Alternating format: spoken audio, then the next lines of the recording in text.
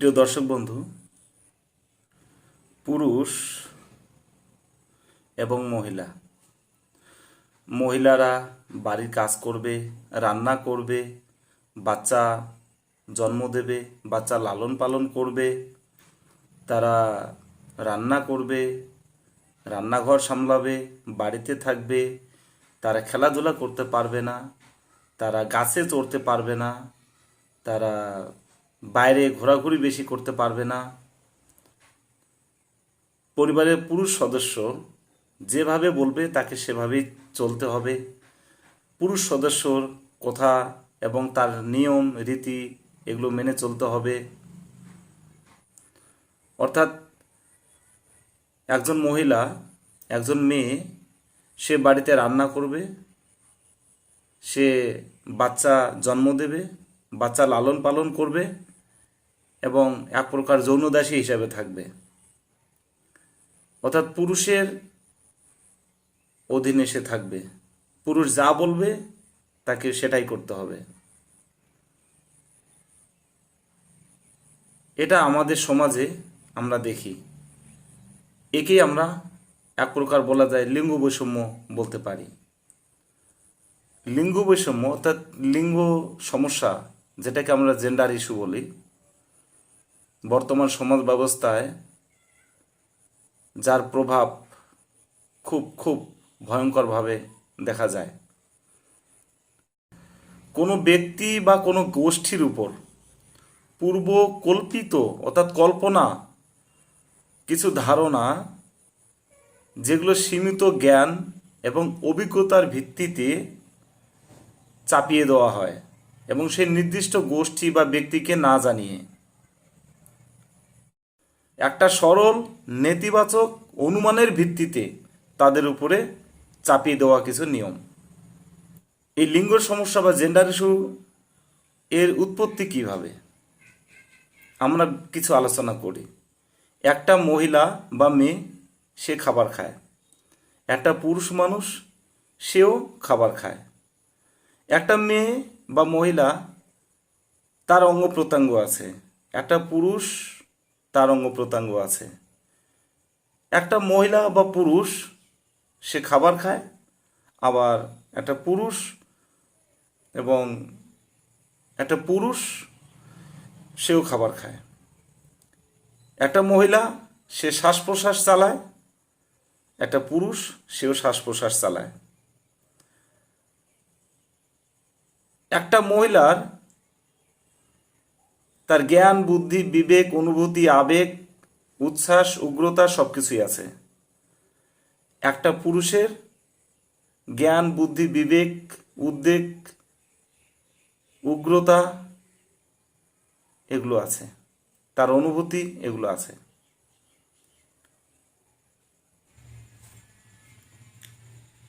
আবার আমরা দেখি, একটু আলোচনা করি যে সেক্স এবং জেন্ডার অর্থাৎ যৌন এবং লিঙ্গ এই দুটোর মধ্যে কি পার্থক্য।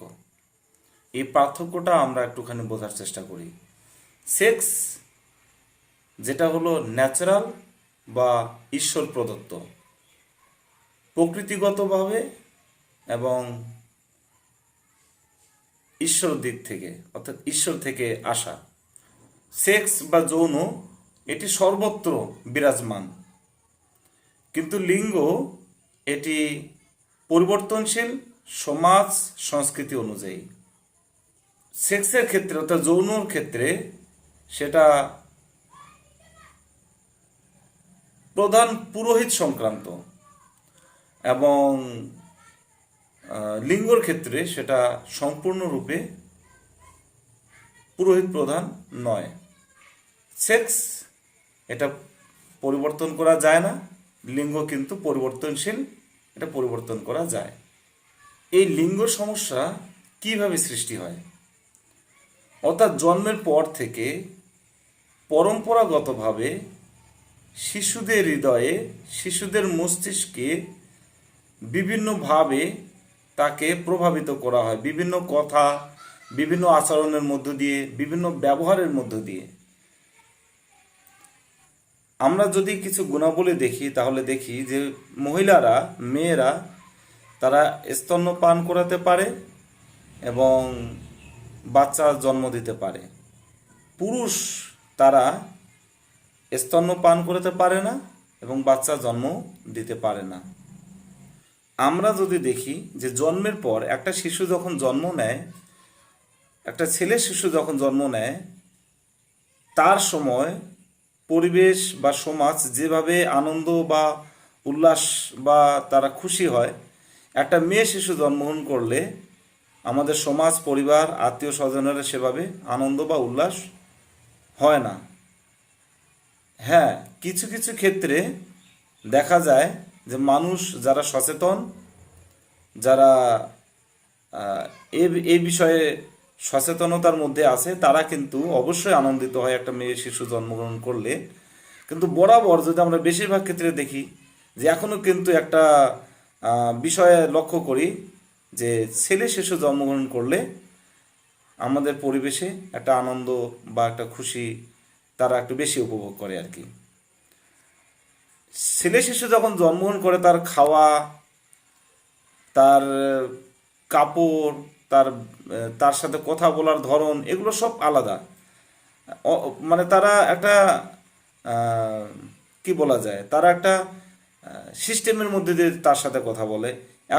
এবার অপর দিকে যদি আমরা দেখি, একটা মেয়ে শিশু যখন সে জন্মগ্রহণ করে তারপর থেকে তার সাথে কথাবার্তা, তার সাথে খাওয়া, তার পোশাক আদি এগুলো কিন্তু আলাদা করা হয়।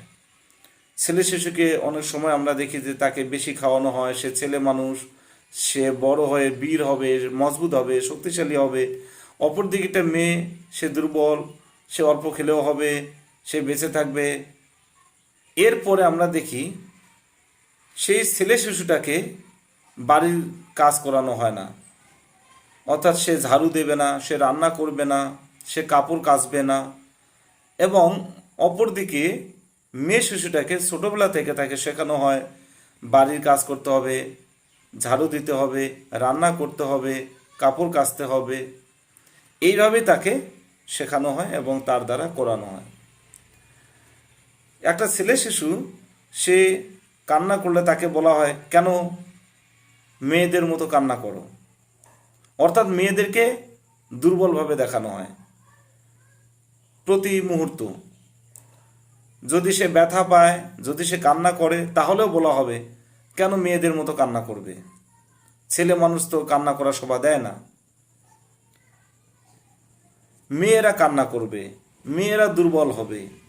এরকম একটা আমরা তাদের মধ্যে একটা ধারণা আমরা পোষণ করি এবং প্রভাবিত করি তাদেরকে। যখন একটা শিশু বড় হচ্ছে, ছেলে শিশু, সে খেলাধুলা করবে, সে গাছে চড়বে, সে সাঁতার কাটবে, সে বিভিন্ন জায়গায় ঘুরে বেড়াবে। আবার অপর দিকে একটা মেয়ে শিশুকে আমরা দেখি যে সে বাইরে খেলাধুলা করতে পারবে না, গাছে চড়তে পারবে না। আবার দেখি ছেলে শিশু, সে সবার সাথে কথা বলতে পারবে, হাসতে পারবে, জোরে জোরে চিৎকার করে কথা বলতে পারবে। অপরদিকে একটা মেয়ে শিশুকে সবসময় বলা হয়, না তুমি মেয়ে মানুষ, তোমার জোরে কথা বলা যাবে না, তোমার জোরে হাসা যাবে না, তোমার সবার সাথে মেলামেশা করা যাবে না। এইভাবে তার মনের মধ্যে বা তার মস্তিষ্কে আমরা এভাবে প্রভাব বিস্তার করি। আমরা দেখি এই প্রবণতা দিয়ে তাদেরকে বৃদ্ধি করা হয় যে তুমি মেয়ে মানুষ, বাড়ির যে পুরুষ সদস্য আছে তাদের কথা মতো তোমাকে চলতে হবে, বাড়ির পুরুষ সদস্য যা কিছু বলবে তোমাকে তা মেনে চলতে হবে। অর্থাৎ বাড়ির পুরুষ হচ্ছে বাড়ির কর্তা, বাড়ির পুরুষ হচ্ছে বাড়ির মালিক, বাড়ির পুরুষ হচ্ছে সে রাজনীতি করবে, সে ব্যবসা করবে, কিন্তু মেয়েরা ঘরে থাকবে। কি করবে? সে বাচ্চা জন্ম দেবে, সে বাচ্চা লালন পালন করবে, রান্না করবে, সে কাপড় কাচবে, সে বাড়িঘর মোছা বা দেখাশোনা বা পরিষ্কার পরিচ্ছন্ন করবে। এভাবে ধীরে ধীরে আমরা একটা শিশু, অর্থাৎ যে শিশুটা তার নিজের নাম পর্যন্ত জানে না, সেই শিশুটার হৃদয়ে অর্থাৎ মস্তিষ্কে আমরা ছেলে এবং মেয়ে তারা যে আলাদা তাদেরকে আমরা বিভেদ করে দেই। এবং এভাবে তারা বড় হয়। এবং পরবর্তীকালে দেখা যায় যে সামাজিকভাবে, সাংস্কৃতিকভাবে, আর্থিকভাবে, সম্পদের ক্ষেত্রে তারা বিভিন্নভাবে তারা বঞ্চিত হয়। সামাজিকতার ক্ষেত্রেও তারা বঞ্চিত হয়, ধর্মীয় ক্ষেত্রেও তারা বঞ্চিত হয়, রাজনৈতিক ক্ষেত্রেও তারা বঞ্চিত হয়, এবং সম্পদের অধিকারের ক্ষেত্রেও তারা কিন্তু বঞ্চিত হয়। অর্থাৎ ছেলেরা বাবার সম্পত্তি, পৈতৃক তার অধিকার আছে, কিন্তু মেয়েদের সেই অধিকার নেই। ধর্মীয় ক্ষেত্রে যদি আমরা দেখি, হিন্দু মাইথোলজিতে যে যেমন কালী, সরস্বতী, লক্ষ্মী, পার্বতী, তাদেরকে একটা অংশ দেওয়া হয়েছে, তাদেরকে পার্ট হিসেবে দেখানো হয়েছে। সরস্বতী বিদ্যার, লক্ষ্মী ধনের, কালী হচ্ছে রাগের, এগুলো দেখানো হয়েছে। কিন্তু ঈশ্বর তিনি পুরুষ। কিন্তু কখনোই মেয়েকে বা মহিলা কোনো দেবতাকে ঈশ্বর হিসাবে দেখানো হয় না। আমরা খ্রিস্টানিটির মধ্যে চার্চেও কিন্তু একই রকম দেখি। অর্থাৎ এখনও বেশিরভাগ জায়গায় একটা মেয়ে বা মহিলাকে পাপের চিহ্ন হিসেবে দেখানো হয়। যেহেতু সৃষ্টি লগ্নে আদম এবং হবা যখন শয়তানের কথা শুনে সে ফল খেয়েছিল, তখন থেকে তাকে একটা পাপের চিহ্ন হিসেবে দেখানো হয়। মুসলিম সমাজে একই, যে মেয়েদের বা মহিলাদের বিভিন্নভাবে, বিভিন্ন দিক থেকে, সংস্কৃতিগত দিক থেকে, রাজনীতিগত দিক থেকে বা পারিবারিক দিক থেকে মেয়েদেরকে বঞ্চিত করে রাখা হয়েছে। অর্থাৎ আমরা বলতে পারি যে ধর্মীয়ভাবেও মেয়েদেরকে বিভিন্নভাবে বঞ্চিত করে রাখা হয়েছে। এই কারণেই লিঙ্গ সমস্যা। ধর্মীয় যে শাস্ত্রগুলি আছে, এই ধর্মীয় শাস্ত্রগুলি কিছু কিছু পার্ট, কিছু কিছু অংশ, যেগুলো ন্যায্যতার ভিত্তিতে, অর্থাৎ সমকক্ষ বা সমান, এই বিষয়গুলো কিন্তু সঠিকভাবে বিশ্লেষণ বা শেখানো হয় না। কাজেই তখন লিঙ্গ সমস্যা দেখা দেয়। আমরা জানি যে ঈশ্বরের সামনে, যিনি সৃষ্টিকর্তা, তার সামনে নারী কিংবা পুরুষ উভয়ই কিন্তু সমান। সেখানে দেখতে হবে যে নারী বা মহিলা বা মেয়েরা কোন পর্যায়ে ঈশ্বরের সামনে আছে, এবং পুরুষ তারা কোন পর্যায়ে ঈশ্বরের সামনে আছে। ঈশ্বর মেয়েদের অর্থাৎ মহিলাদের কোথায় বাধ্যবাধকতা দিয়েছে?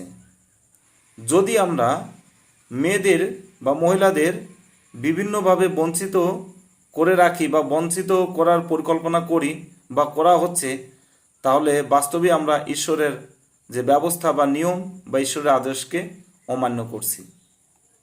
আমরা একই ঈশ্বরের তৈরি, নারী এবং পুরুষ, এবং ঈশ্বরের সামনে আমরা উভয়ই সমান গুরুত্বের। অর্থাৎ আমরা ঈশ্বরের সন্তান এবং আমরা মানুষ। তারপরে আমরা নারী ও পুরুষ। ঈশ্বরের সামনে আমরা একজন আর একজনের পরিপূরক মাত্র। আমরা এভাবে চিন্তা করতে পারি, আমরা একই মানুষ, আমরা একই মূল্যের, আমাদের মর্যাদা সমান, আমরা সমকক্ষ, কিন্তু একই নই। আমরা আলাদাভাবে তৈরি এবং আলাদাভাবে আমাদের উদযাপন হোক। আমরা সবাই মানুষ এবং আমরা ঈশ্বরের তৈরি। ঈশ্বরের সামনে আমাদের উভয়ের গুরুত্ব সমান। কেউ কাউকে আমরা বঞ্চিত করতে পারি না। আমরা একজন আর একজনের পরিপূরক। ধন্যবাদ।